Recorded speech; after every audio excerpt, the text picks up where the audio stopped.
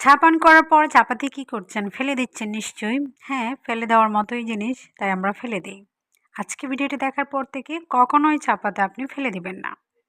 রান্না করা চা পাতাটা আপনি কাজে লাগিয়ে আপনি অনেক উপকৃত হতে পারেন এবং অন্যদেরকে জানিয়েও তাদেরকেও আপনি উপকার করে দিতে পারেন।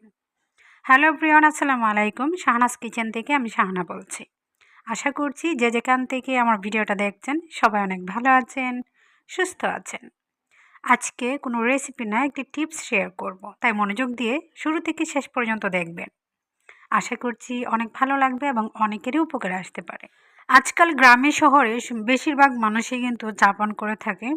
80% মানুষই কিন্তু আমরা চা পান করি। তারপর চা পাতিগুলি হচ্ছে আমরা ফেলে দেই। অনেকে আবার যারা জানি কাজেও লাগাই। যেমন চা স্টলের মধ্যে যে অনেক পরিমাণ চা পাতা জমা হয় সেগুলি ফেলে দেয়। অনেক জায়গায় আজকাল দেখি সংরক্ষণ করে রেখে দেয়। তো এখানে আমি দুধ চা তৈরি করছি। দুধ চা বা রং চা। অনেকে আছে চা'র প্রতি অনেক বেশি নেশা, তারা ২ বেলা ৩ বেলা খেয়ে থাকে। আমার বাসায় ২ বেলা চা পান করা হয়। তবে এত বেশি না, তবে কেউ আসলে তখন বেশি পরিমাণে চা বানানো হয়। আর মেহমান তো সবসময় থাকে, চা সবসময় বানাতেই হয়। তো চা পাতাগুলো আমি কীভাবে সংরক্ষণ করি, কী কাজে লাগাই সেটাই দেখাবো। আমার শাহানা ব্লগ চ্যানেলে অলরেডি দেওয়া আছে চা পাতা দিয়ে কীভাবে আপনারা বিভিন্ন ধরনের টিপসে কাজে লাগাতে পারেন। ৬-৭টি টিপস আমি দেখিয়েছিলাম। আজকে একটি মাত্র টিপসের মাধ্যমে দেখাবো। এখন হচ্ছে আমি বিকালের নাস্তাটা তৈরি করে নিচ্ছিলাম। বিস্কুট আর চা আমরা খাবো।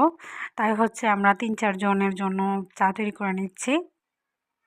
সেই নাস্তাটা আপনাদের সাথে একটু শেয়ার করলাম, মজা করলাম আরকি। একটা হচ্ছে ম্যাডামের জন্য, আমার মেয়ের ম্যাডামের জন্য, আরেকটা হচ্ছে আমার ভাসুর আর ভাসুর বউয়ের জন্য।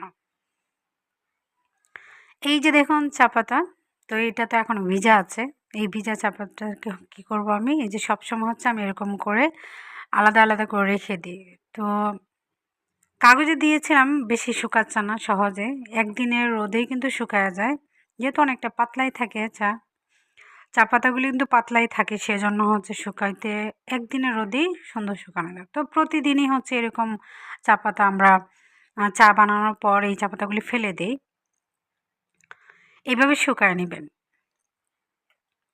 এই যে দেখুন শুকানোর পর এরকম দেখাচ্ছে। তো শুকানোর পর কী করবেন? আপনারা চাইলে ২ টা স্টেপে আপনারা এটাকে কাজে লাগাতে পারেন। আমি এগুলি হচ্ছে চায়ের পাতিগুলো হচ্ছে শুকানোর পর গাছের গোড়ায় দেব।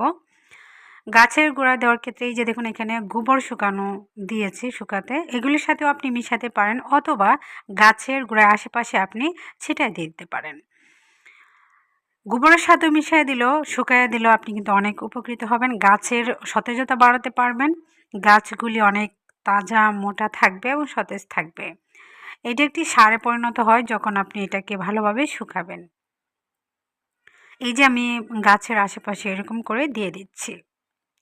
আমার মতো কারা এই চা পাতাগুলি ফেলে না দিয়ে আমার মতো করে কাজে লাগান, কমেন্টে জানাবেন।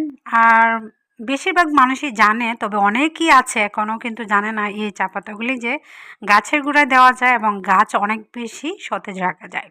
গোবরের সঙ্গে মিশিয়ে দিলে আপনি অনেক ভালো উপকার পাবেন, আর এমনিতেও দিয়ে দিতে পারেন। ডিমের খোসাও ফেলনা নয়, ডিমের খোসাগুলিও কিন্তু সবসময় আমি গাছের গোড়ায় আশেপাশে দিয়ে রাখি। আর এখানে কিছু সবজি গাছ আমি লাগিয়েছি। টমেটো, বেগুন, তারপরে লাউ, ঔষধি গাছও আছে এখানে, ফুলের গাছ আছে। তো আস্তে আমি চাচ্ছি অনেক গাছ লাগাবো। আজকের মতো এখানে বিদায় নিয়ে নিচ্ছি। নতুন কোনো ভিডিওতে দেখা হবে। সবাই ভালো থাকেন। আল্লাহ হাফেজ।